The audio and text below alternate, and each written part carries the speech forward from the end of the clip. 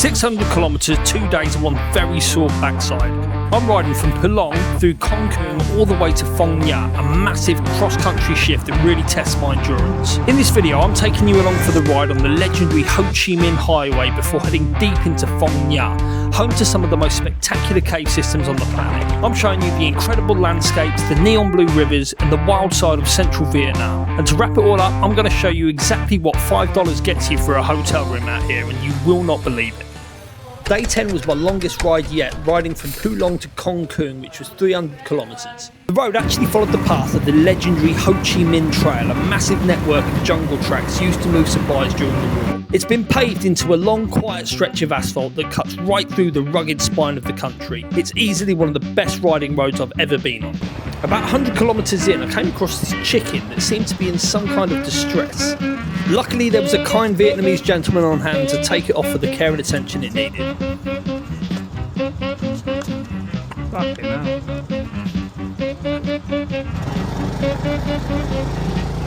Feeling relaxed about the prospects of that chicken's future, I carried on with my ride.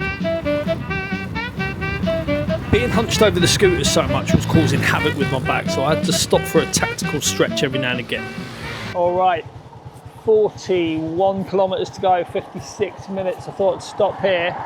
So I've got a beautiful view of the Ka River, probably pronouncing that wrong. But yeah, the Ho Chi Minh Highway has been great. Really nice road to drive on actually. Not loads of cars, not loads of trucks. Quite a peaceful ride for large sections of it. You know, I was the only person on the road really. So that was lovely. Wasn't a lot in the way of like amenities in between because I wanted to get some snacks, so I really struggled. I ended up just managing to get some like sweets. That was about all I could get my hands on. As I say, I'm 55 minutes away now, so I'm just going to wait until I get to my hotel to get some food.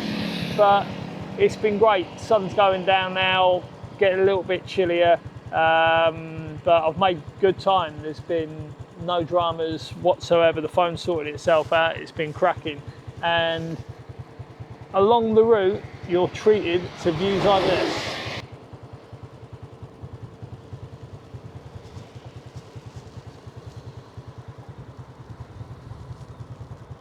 Absolutely beautiful, stunning. I could sit on this bridge all day to be fair, but I best move.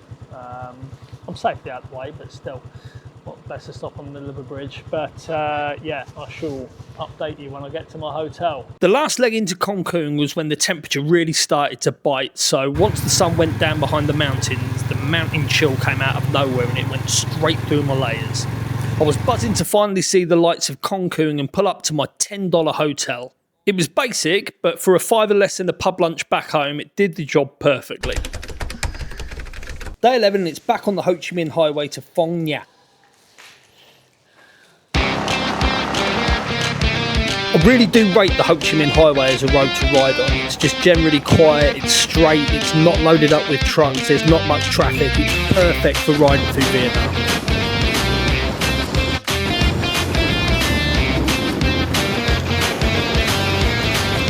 Past this cathedral on the way and I had to stop. It's a massive unexpected sight in the middle of the countryside. Back on the move, tracking the river as the mountains start to close in. The scale of this place is unreal. Next was a quick pit stop to fuel up and check the bike. I had a long ride ahead and was just getting started. Alright, 100 kilometres to go. Home stretch now, my ass is wrecked. Oh, it's getting really sore, like really sore. Like, fuck, like get out of the way of this truck saw. On his phone, on his fucking phone, knobhead. I was lucky I moved then. I mean, I am stood on the middle of a fucking bridge to be fair, so we'd both been at fault if he'd have taken me out, but still, get off your phone. Yeah, 100 kilometres, beautiful view. Gonna get some of this, probably capture some of this with the drone actually. And then I am dying for a piss, so I'm gonna do that as well. And then just try and get some feeling back in my buttocks before the last stretch. About an hour and 45, so not too far to go. It's been good, been a good day, been a good ride. You're always gonna feel uncomfortable on a little scooter like that when you're as big as me, but yeah, happy days. Speak to you soon.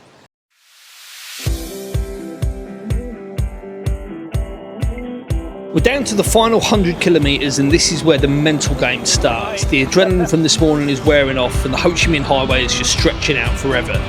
It's beautiful, sure, but the fatigue is definitely starting to set in. Every stop now is a chance to stretch out my legs and give my back a break. 300 kilometres on a scooter is no joke.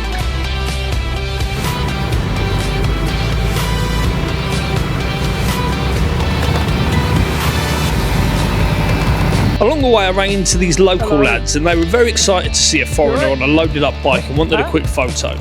It's a great reminder of why I love riding here. Even when you're exhausted, the energy of the people just picks you right back up. The sun is dropping, so it's time for a quick gear swap, swapping the shades for my clear glasses so I can actually see the road once the light fails. At this point I'm basically counting down the markers to Phong Nha. The light finally gave out and the last 40 minutes were a dark, focused push through the mountains. It was a massive sense of relief when the lights of Phong Nha finally flicker in the view. We made it, 300 kilometres done.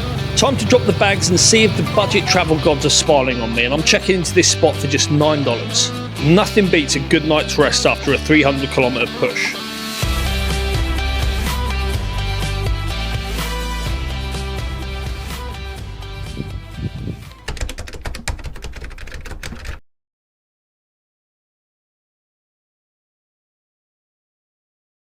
Phong Nha is famous for its caves, so I set off to go deep underground and see what makes this place so legendary.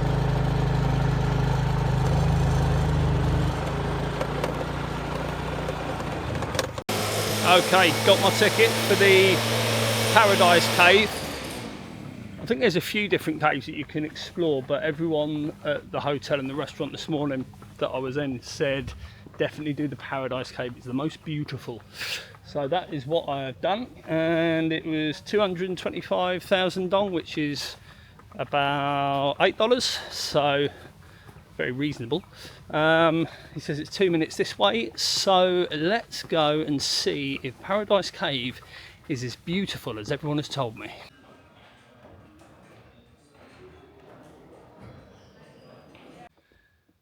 Well, I did not expect this at all. Just relaxing in this massive cave with all my pals.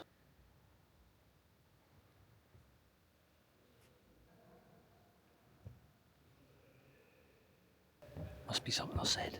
The story of this place is incredible. It was hidden for 400 million years until a local man stumbled upon a tiny opening in 2005. Shortly afterwards, British cavers arrived to map the interior, revealing a 31-kilometre labyrinth of shimmering white limestone.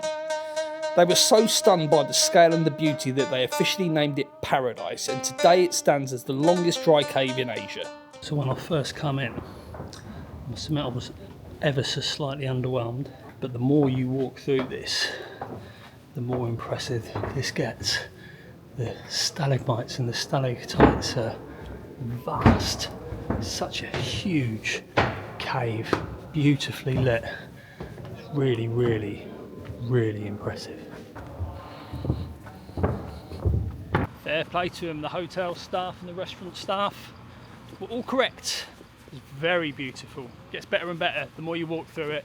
More and more impressive, and well worth the $8 that it cost.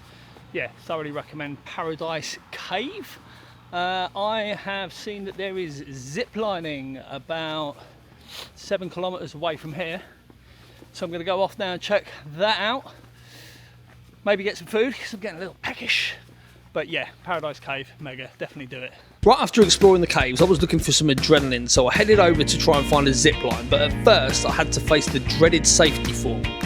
I optimistically wrote down 89 kilograms, but the scales don't lie. I clocked in well over the weight limit and was promptly refused and fat shamed right off the platform.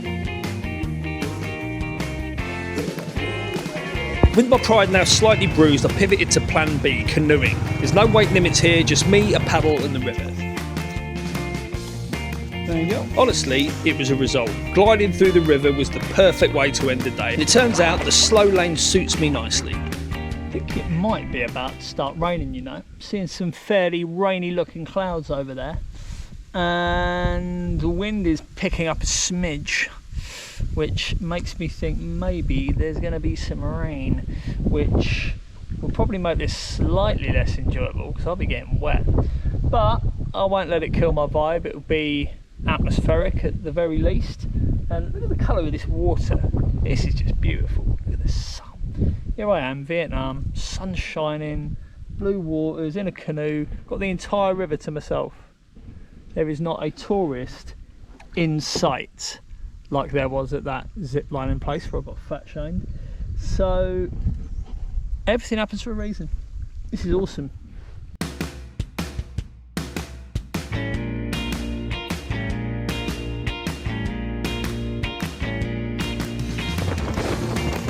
Time to check out my next accommodation, and at just at $5, this is officially the cheapest hotel of the trip.